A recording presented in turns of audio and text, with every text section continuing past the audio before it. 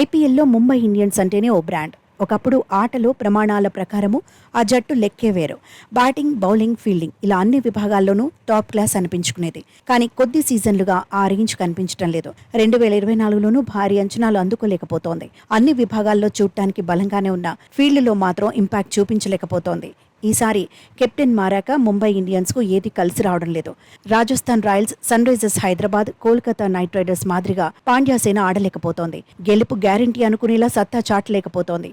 సీజన్లో ఇప్పటికే 8 మ్యాచ్లు ఆడింది. 3 విజయాలే సాధించింది. 5 మ్యాచ్ల్లో చిత్తైంది. ఇప్పటి వరకు సాధించిన పాయింట్లు 6 మాత్రమే. పాయింట్ల పట్టికలో 7 స్థానంలో ఉంది. లీగ్ దశలో రెండో అర్ధభాగం ఏ జట్టుకైనా కీలకం. ఫస్ట్ హాఫ్లో ఇబ్బందులు పడినా సెకండ్ హాఫ్ ఆరంభానికి కుదురుకోవాలి. బ్యాటింగ్, బౌలింగ్లోనూ ట్రాక్ ఎక్కాలి.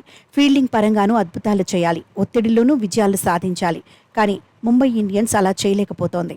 ఎప్పుడు ఓడుతుందో తెలియని పరిస్థితి వచ్చింది. నిలకడగా లేకుండా పోయింది. రాజస్థాన్ రాయల్స్తో మ్యాచ్లోనూ ఉసూరుమనిపించింది. వాంకడేలో ఎదురైన పరాజయానికి ప్రతీకారం తీర్చుకోలేకపోయింది. జైపూర్లో జరిగిన రివర్స్ ఫైట్లో దెబ్బ కొట్టలేకపోయింది. రాజస్థాన్ రాయల్స్ ముందు మరోసారి మోకరిల్లింది. చేజింగ్కు అనుకూలించే పిచ్ మీద ఫస్ట్ బ్యాటింగ్ను ఎందుకు ఎంచుకుందో ఎవరికీ అర్థం కాలేదు. ముంబైలో మాదిరిగానే జైపూర్లోనూ టాప్ ఆర్డర్ బ్యాట్లెత్తేసింది. ఒకరి తర్వాత మరొకరు పెవిలియన్కు క్యూ కట్టారు. తిలక్ వర్మ, నెహాల్ వధేరా రాణించారు కాబట్టి సరిపోయింది.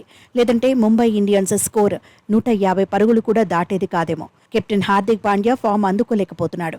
ఆటగాడిగా ప్రభావం చూపించలేకపోతున్నాడు. వ్యక్తిగత ప్రదర్శనతో జట్టును ముందుండి నడిపించలేకపోతున్నాడు. కెప్టెన్గా సరైన నిర్ణయాలు తీసుకోవడంలోనూ విఫలమవుతున్నాడు. టార్గెట్ 180 పరుగులే కావడంతో రాజస్థాన్ రాయల్స్ ను కట్టడి చేయడంలో ముంబై ఇండియన్స్ బౌలర్లు ఫెయిల్ అయ్యారు.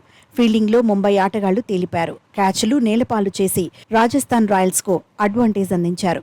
ఫామ్లో లేని యశస్వి జైస్వాల్ ముంబై ఇండియన్స్ను ఆటాడుకున్నాడు. సెంచరీతో జైపూర్ మ్యాచ్ను మెమరబుల్గా మార్చుకున్నాడు. ముంబై తరపున 7 బౌలింగ్ చేసిన అందరూ కనీసంగా ఓవర్కు 8కి పైగానే పరుగులిచ్చారు. ప్రస్తుతం ముంబై ఇండియన్స్ పరిస్థితి చూస్తుంటే ఏదో తేడా కొడుతోందని చర్చ జరుగుతోంది. పుంజుకొని ప్లే ఆఫ్స్కు చేరగలదా లేదా అనేది ఆసక్తికరంగా మారింది.